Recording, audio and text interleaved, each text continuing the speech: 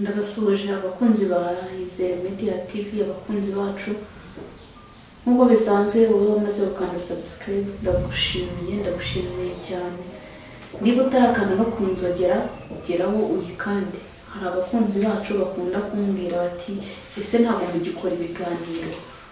Wowe kanda kunzogera, ubundi ibiganiro byacu bijye bihora biri update kuri wowe, kandi ubishishikarize n'izindi inshuti zawe kugira ngo bajye badukurikira, bahakure inama, bahakure n'ubumenyi byinshi bitandukanye. Uyu munsi naje kugira inama abagore cyangwa se abakobwa uburyo bashobora gufasha abagabo babo mu gikorwa cyo kubanyaza. Uyu munsi naje kubagira inama. Kuri iki gihe hari abantu bakunda kwibaza bati se kunyaza bibaho? Abandi bakavuga se kunyara bibaho? Mbese ukabona abantu bamwe na bamwe ntabwo babizi icyo gikorwa, ntabwo bakizi, ndetse bashobora no kwibaza bati ese ari amavangingo n'inkari bitandukaniye hehe? Ese ziriya nkari cyangwa se ibyo mvuga amavangingo ariyo bazana mu gikorwa cyo kunyara hari aho zihuriye n'inkari zisanzwe?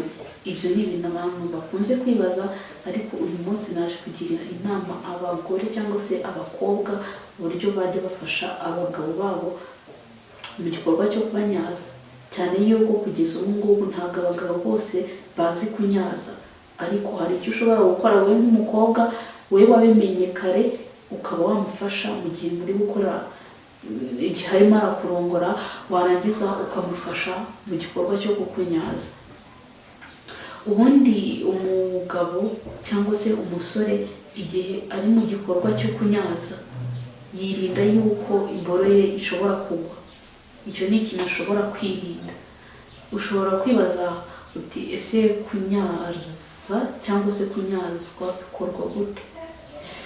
Iyo umugabo ashaka kunyaza umugore we, ubundi ibyo ni ibintu atekerezaho mbere. Mu gihe wowe mugabo urimo urarongora umugore wawe, ushaka, ukeneye kumunyaza, ukeneye kumuryohereza imibonano mpuzabitsina, ubundi icyo ni igikorwa ugomba gutegura mbere. Kabone naho uwo mugore wawe atari we wategereza ko aza kugufasha, wowe ugomba kubitegura mbere, ukamenya kuri umunyaze. Ikindi ugomba kumenya aho ushobora gukora umugore cyangwa umukobwa mu gihe ukorana n'imibonano mpuzabitsina, ugatekereza se ni hehe nshobora gushyira imboro ubundi akaryoherwa cyane. Hantu iyo uramutse uhazi, niho hantu hashobora kugufasha kugira ngo uzamure ibyiyumvo bye, hahandi bigera mu bwonko agatangira kuzana ya mavangingo. Wowe mugabo cyangwa wowe musore, urabanza, ubundi icyo ubanza gukora, urabanza ugategura umugore wawe cyangwa se umukobwa, niba ari inshuti yawe, niba ari umusheri wawe, mu gihe ukora imibonano mpuzabitsina, ugomba kubanza kumutegura, ukamutegura hahandi aziyumva muri cya gikorwa mugiye gukora cyo kurongorana. Iyo wamaze kumutegura mukabikora, wirinda, ikintu cya mbere ugomba kwirinda wowe mugabo, ugomba kwirinda guhita ucomeka imboro mu gituba. Ntabwo ari ngombwa yuko uhita icyo gihe iyo uyishyizemo bwa bushyuhe bukagukubita, ni hahandi usanga uhita urangiza vuba mbere y'umugore cyangwa se umukobwa. Wirinda guhita ushyira imboro yawe mu gituba ukagenda uyikuba inyuma ku mishino no kuri rugongo, uyishyiraho gakeya. Washaka no kuyinjizamo ukaba washyiramo igice gitoya cy'imboro kugira ngo yose idashiriramo, igahura na bwa bushyuhe bugahita buzamuka, bigatuma uhita urangiza. Noneho rero umugore mu gufasha cyangwa gufasha nyine umusore cyangwa umugabo we kugira ngo abashe kumunyaza, cyane ko hariho n'abagabo batabizi. Umukobwa cyangwa se umugore agomba gufata, hari ibice abagabo bagira ushobora nabo kubafataho ibyiyumvo byabo bikihuta cyane. Icyo gihe ntabwo, nk'urugero nko mu irugu iyo uhafashe umugabo, biri mu bintu bishobora gutuma arangiza. cyangwa se agakomeza kugira ubushake bwo gukomeza kurongora. Ikindi ushobora kumufata mu mugongo, no mu mugongo naho ni igice gifasha umugabo kuzamura ibyiyumvo, mbese akumva ko ashaka gukora imibonano mpuzabitsina. Ikindi abagabo nabo hari ikintu benda guhuriraho n'abakobwa, ushobora kubafata ku mabere. Abagabo nabo ibyo bintu barabikunda, ushobora kumufasha gukora ku mabere, niho hahandi azakomeza ari mu gikorwa akomeza akurongora, akubita imboro mu gituba hose, akazengurukamo agamije yuko ugira bya byishimo bya nyuma byo kunyara. Abagore rero ntabwo, hari n'abashobora kunyara kuri wenda nko ku ituru ya gatatu, tuvuge niba mwakoze zirenze ebyiri cyane, niba mwakoze ebyiri, kuko hari aho uzasanga umugore ashobora kurangiza nk'inshuro ebyiri mu ituru imwe, birashoboka wowe mugabo wowe utararangiza. Ibyiza ni uko wajya ubanza ukamenya ese umukobwa cyangwa umugore turimo turakorana imibonano mpuzabitsina ashimishwa n'iki mu mibonano mpuzabitsina, ese arangiza hashize igihe kingana iki, ese ngewe ndangiza nkanjye w'umugabo ndangiza hashize igihe kingana iki.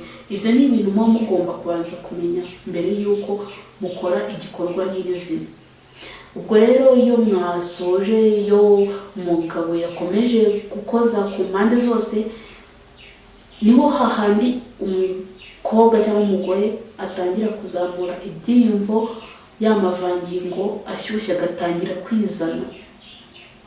Iyo wabikoze neza ukurikije nk'izo nama nakugiriye, amavangingo y'umugore atangira kuzamuka agatangira kwizana, niho hahandi n'umugabo azumva, hahandi amavangingo aba yatangiye kuza, umugabo nibwo aryoherwa kurushaho, nibwo atangira kuryoherwa n'icyo gikorwa nyirizina neza. Uko amavangingo aza, wowe mugabo wirinda guhita urangiza, kuko iyo urangije uba wishe igikorwa ubundi, kandi kurangiza mbere y'umugore ni nkaho nta n'ikintu uba wamufashije. Rero wirinda guhita urangiza, iyo wumvishije ugiye kurangiza uhita utangira ugatekereza ibitandukanye n'igikorwa urimo. Niryo banga nshobora kubibira nk'abagabo. Iyo wumvishije ugiye kurangiza kandi urabona umugore ntararangiza, ukabona aracyafite ubushake, wowe ufite uburyo ushobora kubitangira.